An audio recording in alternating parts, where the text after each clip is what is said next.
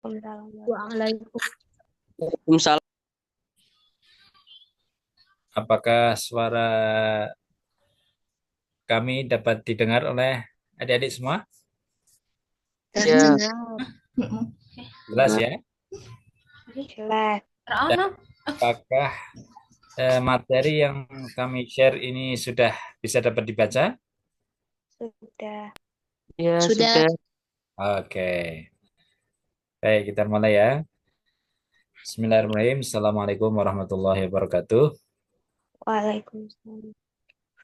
Waalaikumsalam. Alhamdulillah, semoga yang menjawab salam selalu dalam kedamaian dan keselamatan penuh barokah. Amin ya rabbal alamin. Amin. Dan adik-adik semuanya, pada kesempatan ini kita akan melaksanakan pertemuan perdana ya untuk bimbingan SNPDB masuk di MAN IC. Perlu perkenalkan diri dulu. Saya Ustadz Mansur yang diamanai untuk membimbing materi penalaran Islam. Dan pada kesempatan ini adalah pertemuan perdana.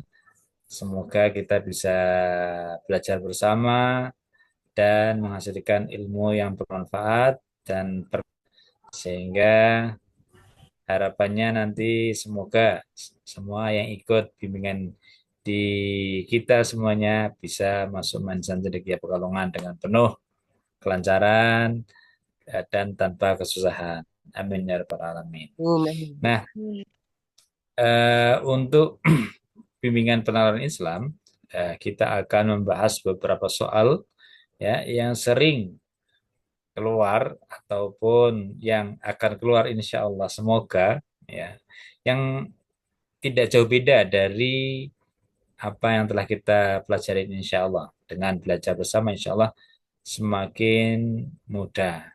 Dan sekali lagi metode pembelajaran kita kali ini kita nanti akan membacakan soal ya, dan apa yang harus Anda lakukan yaitu ketika soal kami tampilkan di layar, kemudian saya bacakan, ya. Kemudian ketika dibacakan, coba diperhatikan dengan seksama, diamati, dianalisis, dinalar, ya, dengan nalar yang sangat tajam. Kemudian setelah difahami, kemudian nanti ketika dibacakan jawabannya dari pilihan ganda, maka tentukan, adik-adik semuanya menentukan jawabannya. Apakah A, apakah B, apakah C, apakah D, dan cukup di batin ketika membaca. Nah, ketika membaca tadi itu cukup di batin. Dan nanti ketika setelah selesai dari soal beserta jawaban-jawaban itu kami bacakan, kemudian nanti kami berikan waktu beberapa detik ya. 1, 2, 3, cukup 3 detik untuk menentukan jawabannya dan nanti baru sebutkan apakah jawabannya A, B ataupun C.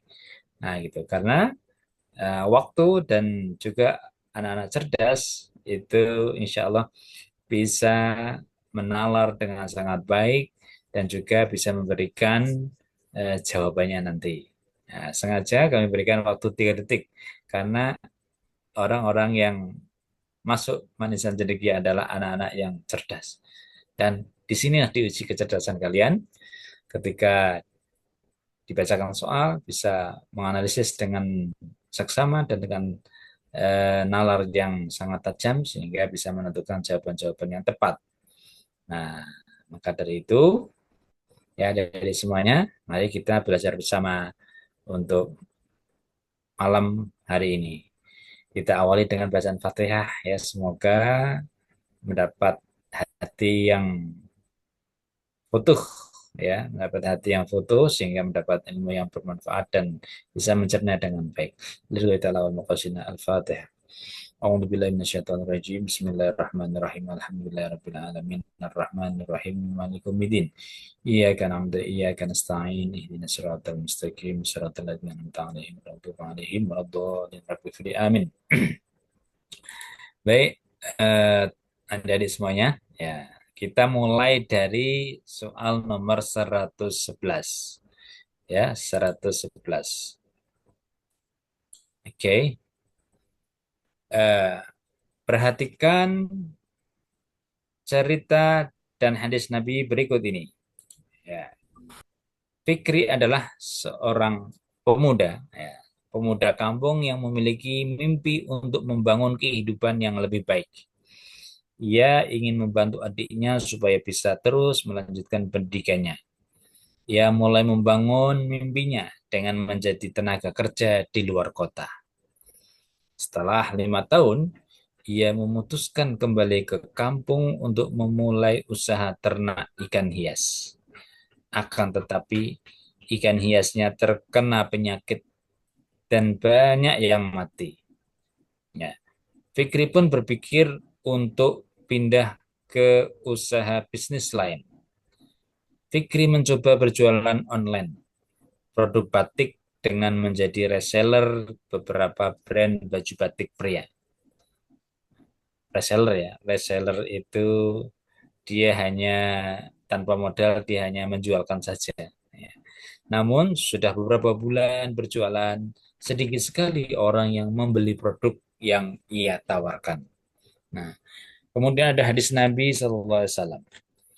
Wa'lam anna nasra ma'as sabri Oh iya. wa anna al-faraja ma'al karbi wa anna ma'al yusri yusran.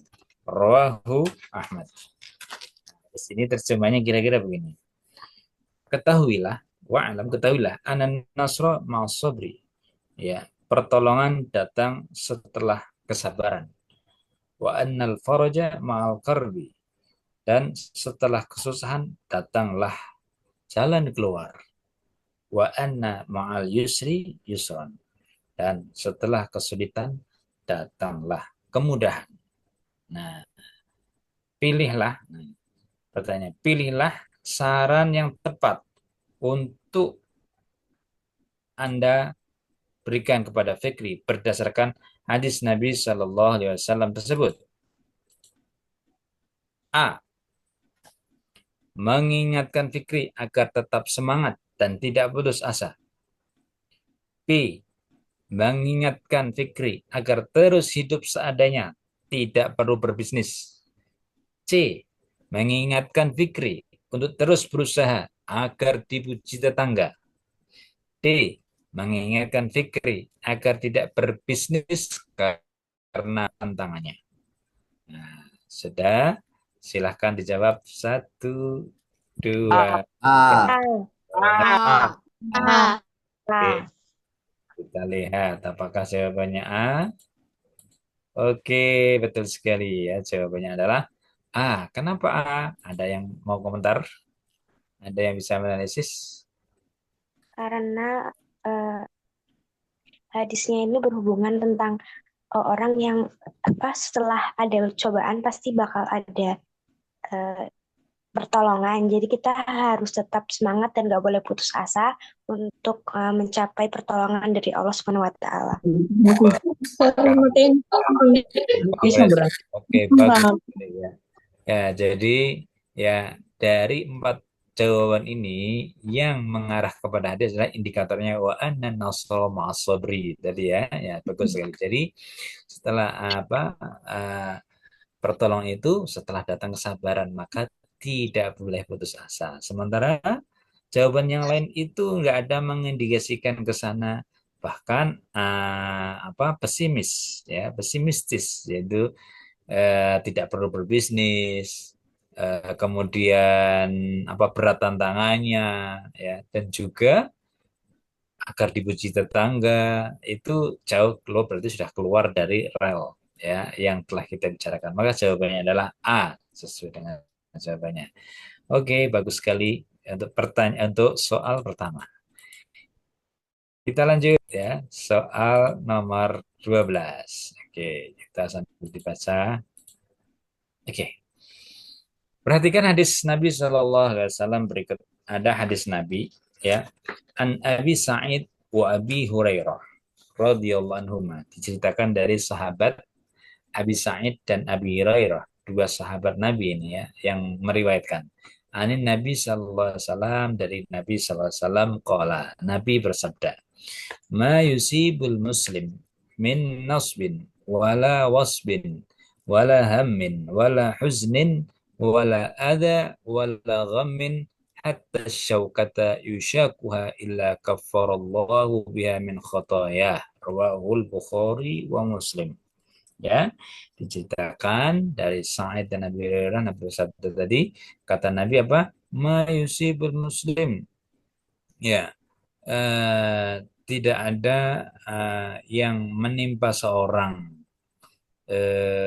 muslim, ya, sesuatu, tidak ada yang menimpa seorang muslim min nasobin, dari rasa sakit, wala wasbin, dan juga rasa capek, wala hamin, dan juga rasa kekhawatiran, wala husnin, dan juga kesedihan, wala ada, dan juga kesusahan hati, dan tidak juga kesusahan hati, wala ghamin, dan juga sesuatu yang menyakiti, hatta syaukata, sehingga duri, ya, yusyakuha, yang merusaknya, yang menusuknya, ya, illa kafarallahu biha, kecuali Allah mengampuni, ya, atau menghapus dengannya min khotoyahu, dari dosa-dosanya.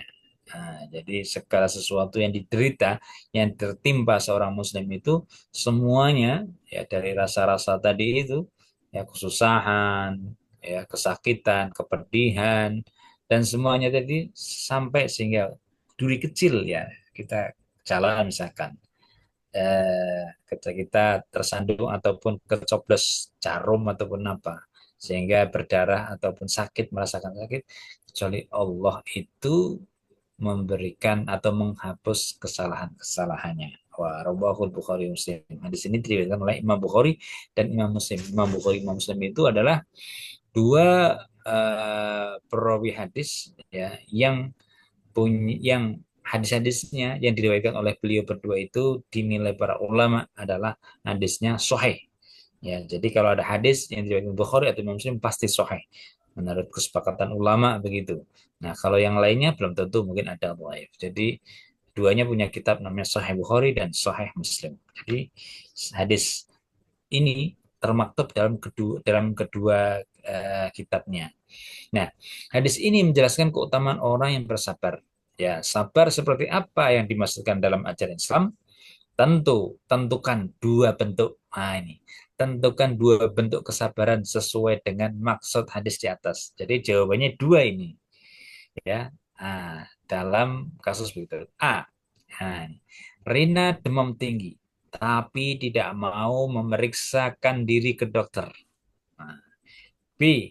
Syarif mengalami kecelakaan. Ia hanya berdoa agar lekas sembuh. C. Sonia berharap agar musibah yang menimpa dapat menggugurkan dosa-dosanya. D. Walaupun ayahnya telah tiada, Rio tetap optimis menjalani hidup dan selalu membantu ibunya. Nah, ayo jawab. Satu, dua, C dan D. tiga. Dan D. C dan D. C dan D. C dan D. Oke, C dan D ya. Kita lihat apakah betul. Oh, betul sekali, C dan D ya. Nah, kalau sekarang kita analisis ya. Jadi ketika menjawab itu pasti ada indikatornya ya. Indikator itu sesuatu yang menunjukkan sebagai petunjuk. Nah, misalkan nanti ada soal, pasti dalam soal tersebut ada indikatornya. Oh, di sini nih letak jawabannya. Nah, Anda harus menentukan itu. Jadi ketika nanti menemukan sebuah soal, itu pasti ada jawabannya. Indikatornya itu ada yang menunjukkan jawaban tersebut. Nah, kita lihat kenapa tidak ada Rina demam tinggi tapi tidak memeriksakan diri ke dokter. Nah, ini berarti putus orang orang yang bertolak belakang dengan apa? Dengan anjuran kalau sakit ya harus ada ikhtiar untuk sembuh. Sementara dia tidak mau memeriksakan diri ke dokter, maka ini bertentangan ya dengan spirit agama kita. Kemudian Syarif mengalami kecelakaan, ia hanya berdoa agar lekas sembuh. Kecelakaan hanya berdoa saja, ini juga tidak nyambung ya. Kecelakaan ya harus ada usaha untuk apa diobati, harus ada usaha untuk bisa ke dokter, diobati dan lain sebagainya. Tidak hanya karena doa saja itu tidak cukup. Nah, ini kalau di apa di analogikan ya, doa sama usaha. Doa itu ibarat oli. Nah, usaha itu ibarat mesinnya. Nah, jadi kalau ada oli tanpa mesin buat apa? Nah, itu kan. Jadi tidak bisa menghasilkan. Maka tidak cukup dengan doa, harus dengan ada usaha. Maka ini bertolak belakang juga. Nah, yang C, Sonia berharap akan musibah yang menimpa dapat menggugurkan dosa-dosanya. Mana indikatornya? Ada yang bisa menunjukkan kata-katanya indikator menggugurkan dosa-dosanya? Itu di dalam hadisnya ada yang eh, ya apa musibah itu dapat menggugurkan dosanya. Nah, kata-katanya coba mana? Bahasa Arabnya. Bagian Il, belakang. yang paling belakang ya. Illa kafarallahu biha min khotoyahu. Nah, ini indikatornya. Ini indikator ini disebut ya, jawabannya lihat di C ini. Illa kafarallahu biha min khotoyah. Nah, maka menggugurkan dosa-dosanya. Nah, maka jawabannya ada C. Oke. Kemudian yang D. Walaupun ayahnya telah tiada, Rio tetap optimis menjalani hidup dan selalu membantu ibunya. Nah, ini eh, sebetulnya tidak ada secara tekstualnya ya di atas itu, tetapi spiritnya itu ada. Nah, dari spirit yang ada di sini apa? Adalah spirit. Optimis. Nah, spirit optimis menjalani hidup. Nah, ini menjadi indikator. Jadi kalau kalau tadi yang C itu apa tekstual ada secara dohir, kalau yang D ini secara maknawi tidak tampak secara batin. Jadi tapi indikatornya ada yaitu apa optimis. Maka E. Nah, bagus sekali ya. Ini yang perlu terus dianalisis begitu. Oke, bagus. Kita lanjutkan nomor 113. Ya, 113. Bismillahirrahmanirrahim. Nah, perhatikan infografis. Aduh, mana ini? Maaf.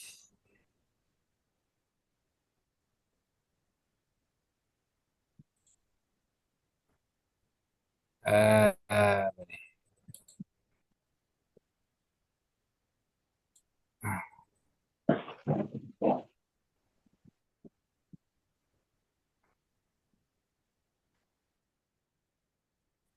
ini tadi. Ya, ini ya.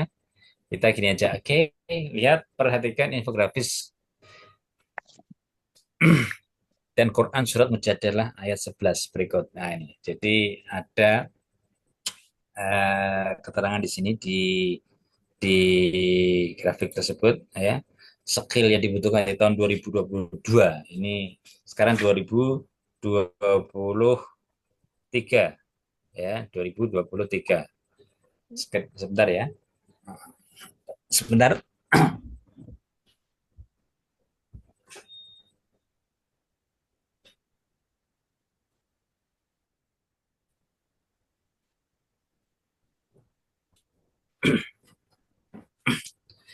Oke, ada skill-skill bisa dilihat di situ.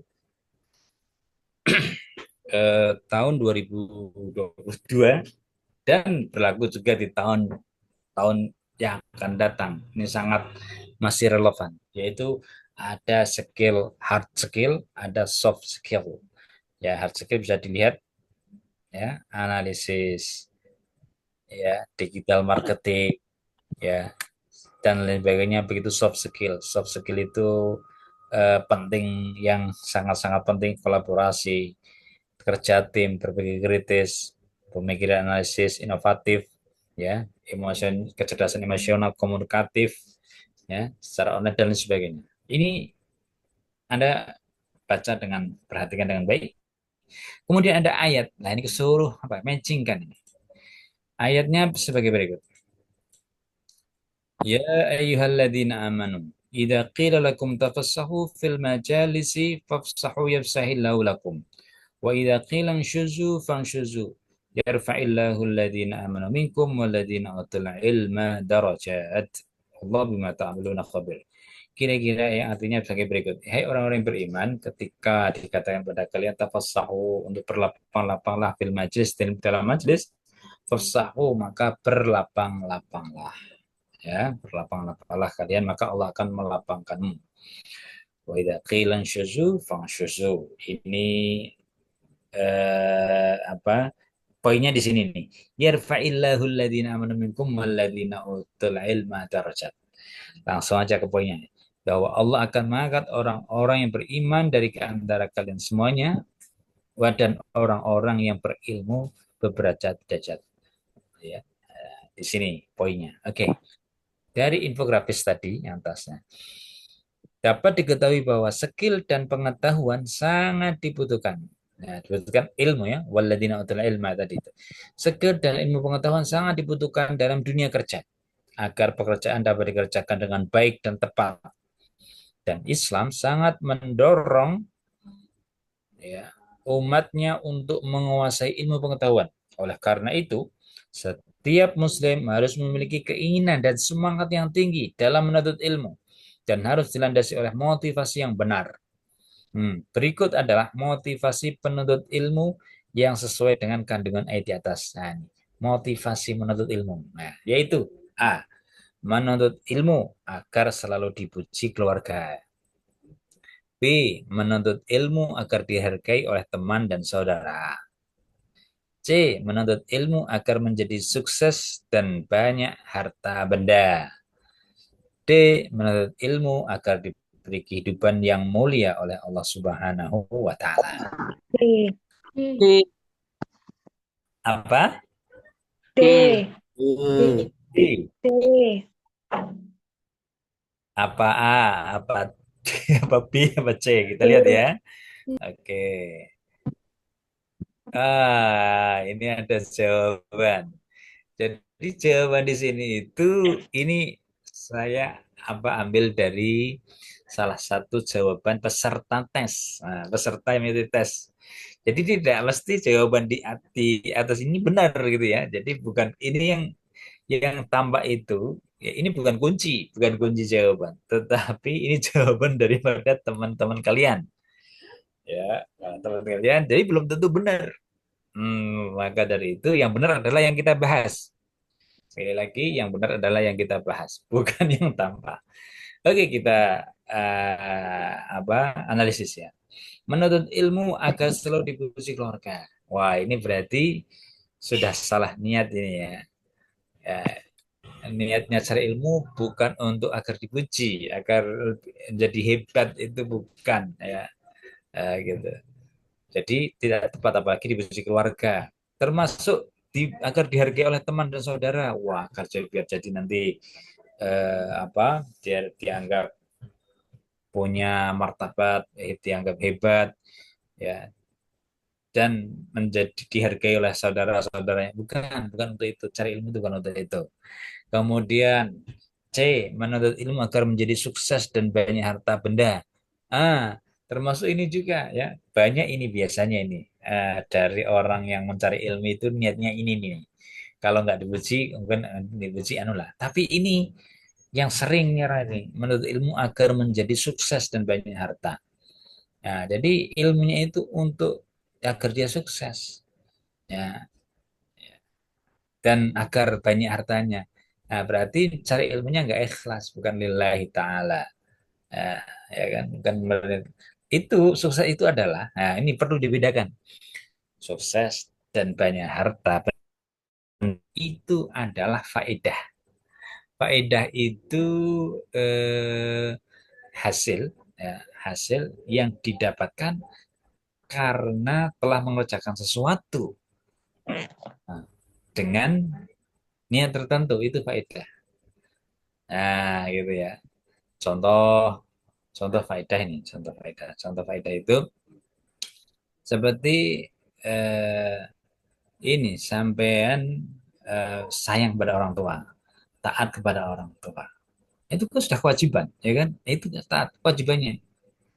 Nah, faedahnya disayang orang tua, akhirnya Anda pun disayang dan diberikan apapun, disekolahkan, di apa diberikan hadiah, diberikan banyak hal, fasilitas dan sebagainya. Itu, tetapi itu bukan jadi tujuan orang tua, ya kan? Nah, itu menilai orang tua karena itu adalah sebuah kewajiban dan ketaatan kepada orang tua.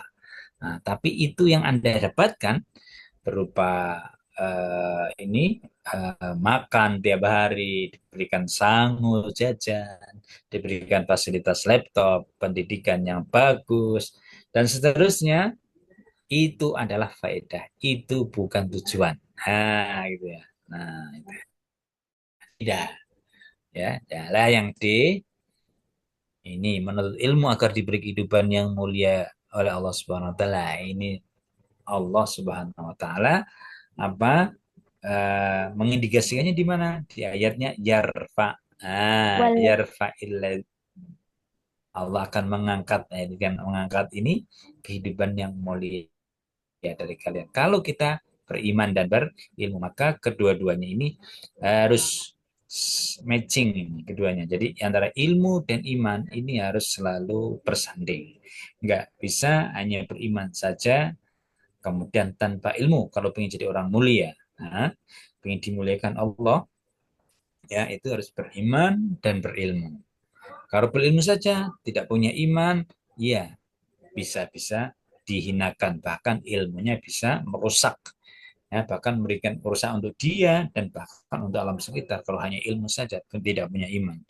Seperti para koruptor, para apa, para teroris dan sebagainya itu mereka mendahulukan ilmu. Nah, ini maka bisa merusak, ya bisa merusak. Maka ilmu iman itu harus matching, harus bersama-sama. Nah, maka akan diberikan kehidupan yang mulia. Gitu ya. Oke, jadi Allah Subhanahu wa taala mencari ilmu, talabul ilmi itu lillahi taala, bukan karena apa-apa. Nah, kemudian kita lanjutkan soal selanjutnya. Wah, ini ada perhatian, ada hadis ini. Perhatikan cerita dan nasihat pada hadis Nabi Shallallahu Alaihi Wasallam berikut ini. Ada seorang pemuda, ya, yang cepat menghabiskan kekayaannya. Wah. Suatu hari, sang pemuda ini sudah tidak memiliki uang lagi dan harta. Habis hartanya ini. Hanya tersisa pakaian yang ia kenakan. Suatu pagi, sang pemuda itu berjalan untuk menemui temannya.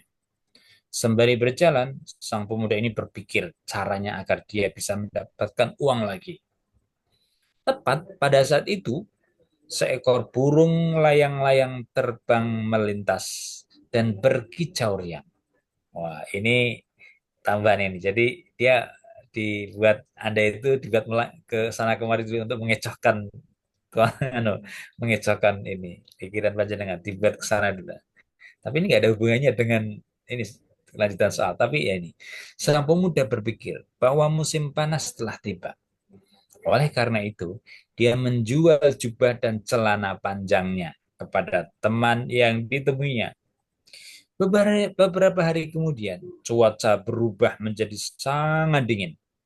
Ya, sang pemuda yang hanya memakai baju tipis dan celana pendek, badannya gemetar menahan rasa dingin. Adapun hadis Nabi pada umat ada pada umatnya hadis Nabi begitu, berkata begini. Ya, an Amr ibni Shu'aib an abihi an jaddihi, diceritakan dari Amr. Amr itu karena ada wawu, ya. Kalau nggak ada wawu namanya Umar, ya. Ya, jadi bedanya Amr sama Umar. Kalau Amr ada wawunya, tapi kalau Umar nggak ada wawunya. An Amr bin Shu'aib an abihi dari ayahnya, jadi kakeknya. Qala, dia berkata, Amr tersebut. Qala berkata simbahnya tadi itu. Simbahnya berkata begini. Simbahnya yang sahabat Nabi. Qala Rasulullah SAW, kanjeng Rasul SAW bersabda, Kulu wa tasaddaqu wa albasu fi ghairi israfin wala makhilah. Nabi berkata, Kulu, makanlah kalian semuanya. Wa tasaddaqu, dan bersedekahlah kalian semuanya. Wa albasu fi ghairi israfin, dan pak dan pakailah pakaian fi ghairi israfin, dengan apa? Tanpa berlebih-lebihan. Israf itu berlebihan, ya. Wala makhilah, dan juga tidak sombong dan tanpa kesombongan. Pakailah pakaian tanpa berlebihan dan tanpa kesombongan. Rawahu An-Nasai. Pesan yang terkandung pada hadis tersebut adalah larangan berkata kasar. A. Ya.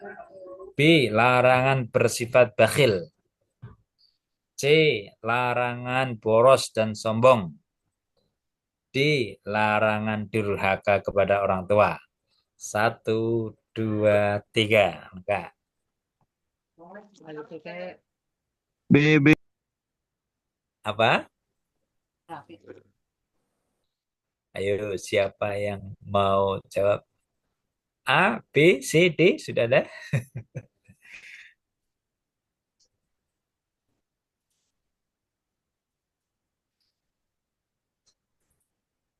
Ayo, A, B, C. Kami hitung sampai 3 hitungan. Ya, B. 1, 2, 3. D atau B? Oke, kita lihat ya. Oke, di sini jawabannya apa? Kita analisis nanti. Kita lihat aja jawabannya di sini apa. Di sini dia jawab C, ya. Jawab D. Oke. Oke. Nah, kita dari yang pertama. A, berkata kasar. Adakah indikatornya kata-kata kasar di sini? Tidak. Makanlah kalian semuanya, bersedekahlah kalian semuanya, dan pakailah pakaian tanpa israf, tanpa berlebihan, wala makhilah, dan sombong. Enggak ada, ya, enggak ada berkata kasar, enggak ada. Nah, larangan bersifat bakhil. Nah, makanlah, watasaddaku, bersedekahlah. Ya, bersedekahlah, mungkin ini masuk, mungkin ya. Ada kata-kata bersedekahlah. Apakah bersedekah itu suruh Nabi suruh Nabi suruh untuk kita bersedekah?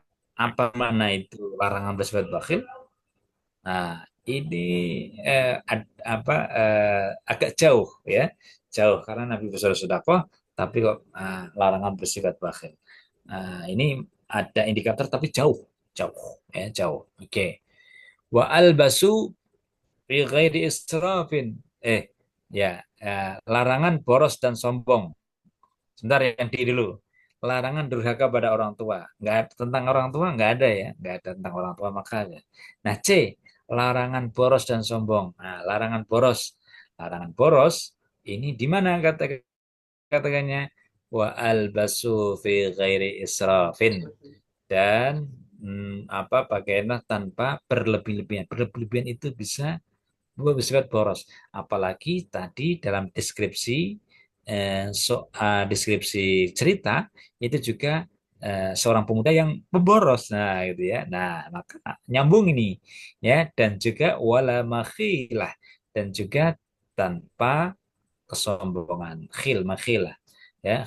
Khiyalah itu sombong. Nah, maka larangan boros dan sombong ini indikatornya ada, dan wal basu fi ghairi israfin wala makhilah. Maka jawabannya adalah C, benar sekali dengan yang tertulis. Oke, itu cara menganalisisnya begitu. Oke, ya.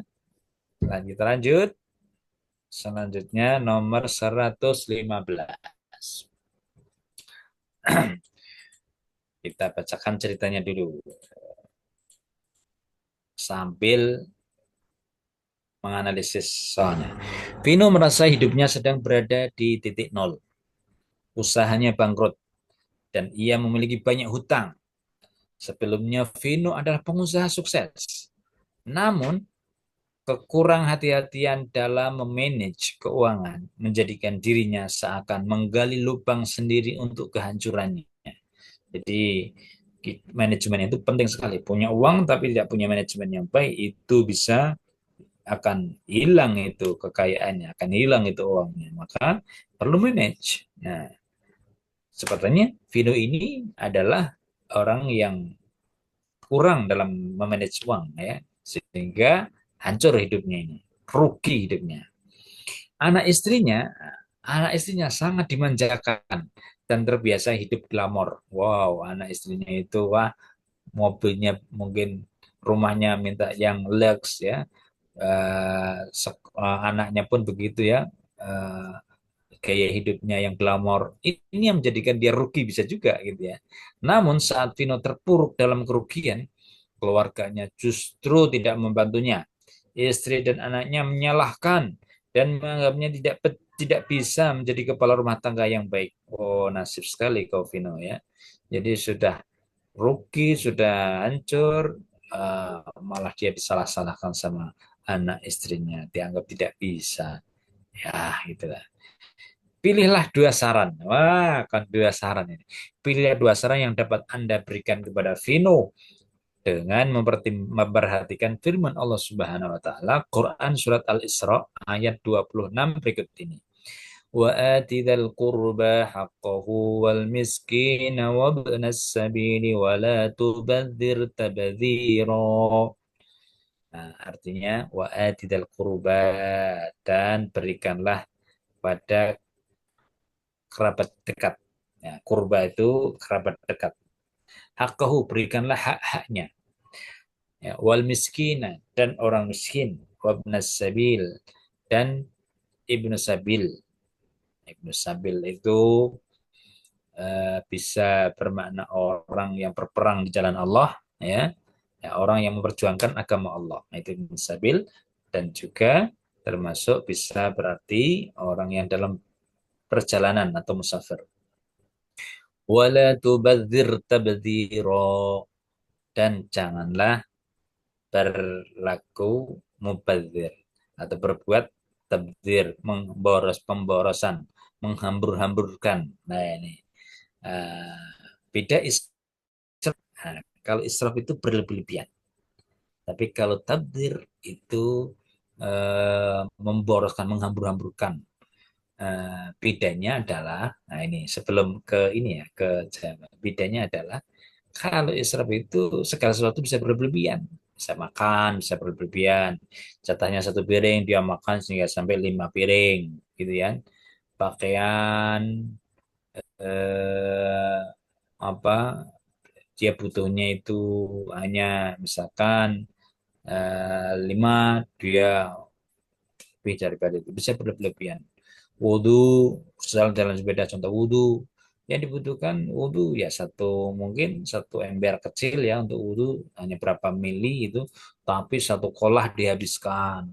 Itu namanya berlebih-lebihan. Nah, itu ya berlebih-lebihan. Kalau itu tidur tidur eh, normalnya 6 jam ya, normalnya 6 jam itu. Dia tidur bisa seharian itu juga bisa israf berlebihan. Belajar belajar harus ingat waktu, harus ada istirahatnya juga, harus ada ibadahnya juga. Dia belajar terus nggak sholat, meninggalkan istirahat, ya, meninggalkan sosialisasi dengan teman dan sebagainya, itu juga bisa disebut belajar yang berlebihan. Nah, jadi berlebihan israf ini tadi yang di min ghairi israf tadi itu banyak hal dalam segala hal. Banyak sekali. Ucapan ngomong itu pun bisa berlebihan. Ada yang orang ngomong terus dia sehingga bikin kuping itu bikin ribut ya sehingga mengganggu, itu ngomong terus itu bisa berlebihan dan lain sebagainya. Nah, kalau tabdir, ya, tabdir ini prinsipnya berhubungan dengan harta. Dia lebih ke pemborosan, menghabiskan, mengambur-amburkan, yaitu Menghambur-hamburkan harta seperti apa ya? Jadi menggunakan harta itu yang tanpa faedah, tanpa ada manfaat. Nah, contoh apa eh, beli makanan banyak gitu. Butuhnya dia itu makan sedikit makan ya satu piring. Dia beli banyak sehingga nggak nggak dimanfaatkan. Nah, itu namanya tabdir mubadzir. Nah, barangnya namanya mubadzir. Perlakuannya namanya tabdir. Nah, itu ya, itu bedanya tabdir sama mubadzir. Itu beda. Nah, minta saran dari ayat tersebut. Nah, bagaimana saran yang cocok buat Pak Vino tadi itu? A. Mengingatkan Vino agar tetap berhemat saat berkecukupan. Oh. B. Dua saran ya. B. Memarahi anak istrinya agar memiliki sikap hormat kepadanya. C. Melarang Vino menjadi pengusaha karena berpotensi bangkrut. Wah, dilarang berusaha jadi bisa bangkrut. D. Menasihati Vino agar rutin bersedekah agar usahanya berkah dan jauh dari masalah. A Wah, dan B. sudah. B. Tentukan satu, dua, tiga. A Ya, dan B. ayo. A dan D. D. A dan D. Dan D. A A Dan dan D. dan D. D. Oke, kita lihat ya. Ya, kita lihat jawaban di sini A dan D. Oh, sama ya. Oke. Baik, kita analisis. Mengingatkan Vino agar tetap berhemat saat berkecukupan. Wah, ini dari pelajaran tadi, ya dia hidupnya menghambur-hamburkan. Maka bagus sekali saran untuk Vino itu ketika punya uang tetap berhemat, ya. Saat berkecukupan kita tetap hemat walaupun banyak uang. Perkirakan mana di cash flow-nya itu udah jelas, mana yang modal, mana yang keuntungan, ya. Jangan sampai apa yang kita gunakan itu adalah yang keuntungan, itu pun keuntungan nanti dibagi kan, mana yang harus untuk ditabung, mana yang untuk kebutuhan dan lain sebagainya. Bukan semuanya digunakan hingga sampai modal-modalnya pun semuanya habis untuk digunakan untuk dihambur-hamburkan sehingga rugi. Nah, maka ketika punya uang harus di manage itu ya, mana uang yang modal pokok dan mana uang yang keuntungan. Keuntungan tadi itu nanti mana yang harus ditabung dan mana yang harus digunakan dan digunakan secukupnya dan seterusnya. Kemudian memarahi istrinya agar memiliki sikap hormat kepadanya. Nah, ini ya tidak baik juga ya untuk masa suruh marahi anak istrinya. Saya hormat. Ya mungkin mengingatkan iya, tapi hingga saya memarahi ini sudah keluar dari rel ini. Kemudian melarang Vino menjadi pengusaha karena berpotensi bangkrut lah, ini apatis, ini bertindak yang apa istilahnya putus asa ataupun yang tadi apa apatis, jadi nggak cocok, nggak pas. Nah, menasihati Vino agar rutin bersedekah agar usahanya berkah dan jauh dari masalah. Lah ini kan indikatornya ada, yaitu apa indikatornya, wa atidal qurba haqqahu, dan berikanlah hak-haknya, ya kan. Nah ini ada, dan itu juga bersedekah itu membawa keberkahan, nah, dan menjauhkan dari masalah. Salah satu faedah dalam disebutkan dalam beberapa hadis itu, orang pertama orang yang bersedekah itu bisa menolak bala. Ya, jadi kalau orang rajin sedekah itu ini eh, bisa sedekah walaupun sedikit ataupun kalau bisa banyak itu kan. Kalau enggak ya sedang, kalau enggak ya sedikit. Walaupun sedikit, bukan berapa berapa banyaknya, tapi nilai sedekahnya tadi itu sangat luar biasa, itu membawa keberkahan. Karena membawa keberkahan tadi itu bisa menolak bala, ya, menolak bahaya. Maka apabila bagus itu bisa Anda praktekkan, misalkan Anda dalam perjalanan, biasanya di jalan kan banyak yang minta itu ya, itu kasih aja, semoga walaupun dengan 2.000, 5.000 atau 1.000 bahkan, itu semoga Allah menjaga kita dari bala, dari kecelakaan dan selamat dan sebagainya. Begitu rajin bersedekah ataupun sampai punya. Dan juga bisa mempercepat mempercepat maksud. Sampai punya maksud apa, punya hajat apa, itu dengan bersedekah itu pun Anda akan dapat melancarkan ya, melancarkan Anda mendapatkan sesuatu yang Anda cita-citakan. Nah, nanti ketika mau tes MAN-IC ini, masuk MAN-IC, Anda pun bisa praktekkan itu. Ya, sedekah. Besok mau tes ini MAN-IC, ya, sorenya sedekah ke siapa? Entah ke masjid bisa, atau ke orang miskin bisa, atau ke siapapun bisa. Nah, itu diniati begitu. Itu juga bisa. Nah, dan menjauhkan dari masalah. Jadi sedekah itu membawa berkah. Oh, dan juga bahkan bertambah-tambah sedekah itu loh. Dengan bersedekah, di harta kita itu akan bertambah-tambah. Nah, itu bukan sama kurang itu enggak, tapi bertambah-tambah. Sebetulnya ada, tapi nggak perlu kita bahas. Bagaimana matematika dunia sama matematika akhirat. Matematika dunia sama akhirat itu beda. Ya, itu ada ayatnya dalam Al-Quran. Kalau matematika dunia itu satu tambah satu dua, dua tambah dua empat, empat tambah lima itu sembilan, sembilan tambah satu sepuluh, sepuluh dikurangi satu sembilan. Nah, itu kan, sembilan dikurangi empat, lima. Itu matematika dunia. Tapi matematika akhirat itu enggak. Matematika akhirat itu seperti dalam ayat Al-Quran, masalul ladina yunfikuna amwalahum fis sabilillahi kamathali habatin ambatat sab'a sanabila fi kulli sunbulatin mi'atu habbah. Wallahu yudhaifu liman yasha wallahu wasi'un alim. Yaitu perumpamaan di ayat tersebut dibicarakan, yaitu perumpamaan orang yang menafkahkan atau mensedekahkan hartanya di jalan Allah Subhanahu wa taala itu ibarat satu bulir yang tumbuh menjadi 7 bulir, yang mana setiap satu bulirnya itu tumbuh menjadi 100. Nah, jadi satu jadi 7, 7 setiap satunya tadi itu 100, jadi 700. Maka bisa dianalogikan apabila kita bersedekah, sampean mau punya uang 10.000, di jalan ada orang miskin atau orang fakir, Anda kasih 1.000, berarti uang di dompet Anda 1.000. Uang di dompet Anda tinggal berapa? 9.000. Yang 1.000 sudah sama orang tadi itu. Nah, itu menurut di dompet itu pakai matematika dunia. Tapi kalau matematika akhirat yang 1.000 tadi itu, dia akan dilipat gandakan menjadi berapa tadi itu? 7, kemudian satunya jadi 100, jadi 700.000. Maka menurut matematika akhirat, uang di dompet Anda itu sebetulnya ada 700.000, 709.000. Nah, yang 700-nya nanti akan diberikan Allah Subhanahu wa taala, akan digantikan. Nah, begitu matematika akhirat ini ya gitu. Jadi intinya adalah dengan bersedekah akan menjadi berkah. Nah, maka banyak-banyaklah sedekah. Dan ingat, orang yang rajin sedekah nggak akan pernah miskin itu. Nah, gitu. Bahkan semakin banyak harta yang ditambah. Tapi kalau punya harta nggak disedekahkan, itu akan seret. Karena dalam harta kita itu sebetulnya ada hak-hak orang fakir, hak-hak orang lain. Ada hak-hak hamba-hamba Allah yang lain. Nah, gitu ya.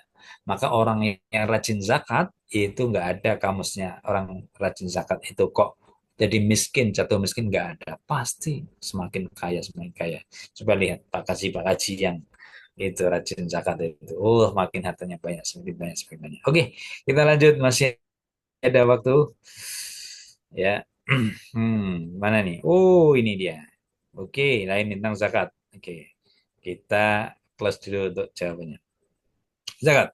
Subhan merupakan seorang YouTuber sukses. Wah ya, seorang YouTuber sukses dengan berjuta follower. Ia mempunyai tabungan 100 juta dari hasil pekerjaannya. Tabungan telah disimpan selama 1 tahun penuh. Zakat yang harus dikeluarkan jika harga emas sekarang 800.000 adalah A. Nah, sebelum jawaban ini tak kasih tahu dulu ya. Nanti clue-nya biar yang pertama ya, zakat itu dalam masalah zakat ini. Zakat itu jadi kita itu mengikuti harga emas. Jadi orang yang kena zakat itu orang yang zakat perdagangan itu kalau sudah orang punya uang sebesar 85 gram emas, maka wajib dikeluarkan zakatnya. Yaitu nisab zakat itu 85 gram. Ya, 85 gram. Itu. Berarti kalau orang punya uang seharga kurang dari 85, contoh 80, 75 atau 80, berarti belum perlu sampai 85, maka belum berkewajiban mengeluarkan zakat. Kalau yang dikeluarkan namanya sodakoh, nah, bukan zakat. Tapi kalau zakat itu ada ketentuannya, yaitu mengikuti harga emas 85 gram emas, kayak gitu. Nah, terus kemudian nisabnya lah setiap 85 gram wajib dikeluarkan 2,5%-nya dari harga 85 gram emas. Nah, nah dan kemudian sudah pekerjaannya tadi itu sudah ada haul 1 tahun. Kalau belum 1 tahun belum berkewajiban. Sudah tersimpan sudah 1 tahun. Nah di sini uang 100 juta, ya tabungan tersimpan sudah 1 tahun, berarti sudah masuk ya 100 juta. Berarti kalau seumpama ini 800.000, ya 85 gramnya berarti nisabnya berapa? Ayo, kalau emasnya 800.000, ada yang tahu sudah bisa menghitung? 800.000 harga emas sebanyak 80 berapa tadi? 85 gram. Berapa? 1 gramnya emas itu di sini harganya 800.000. Nah, berapa coba kalau nisabnya dihargakan emas 8 juta. berapa? 68 juta. 68 juta. Nah, ya.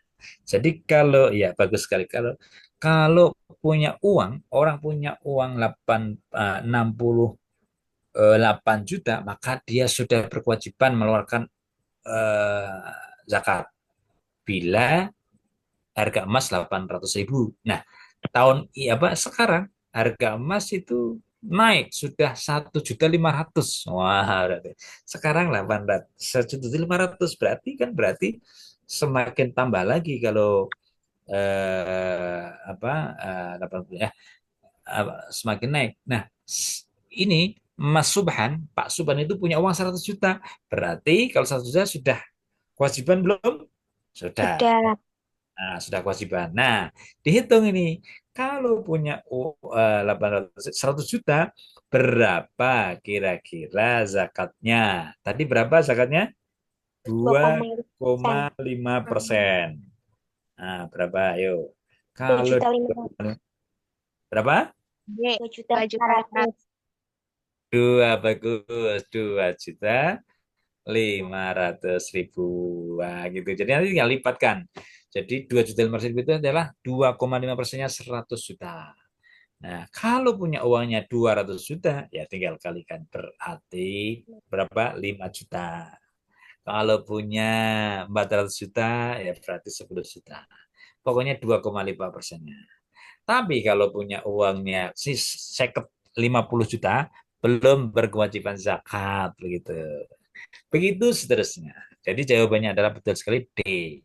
Nah, alhamdulillah tidak terasa pertemuan kita sudah selesai, waktunya jam 21 untuk istirahat. Ya, demikian ya dari Ustadz. Kami kembalikan kepada moderator kita. Terima kasih. Sampai bertemu kembali nanti di pertemuan selanjutnya. Ila liqa. Wassalamualaikum warahmatullahi wabarakatuh. Waalaikumsalam Waalaikumsalam warahmatullahi warahmatullahi wabarakatuh. wabarakatuh. Waalaikumsalam warahmatullahi wabarakatuh. Terima kasih, Kak.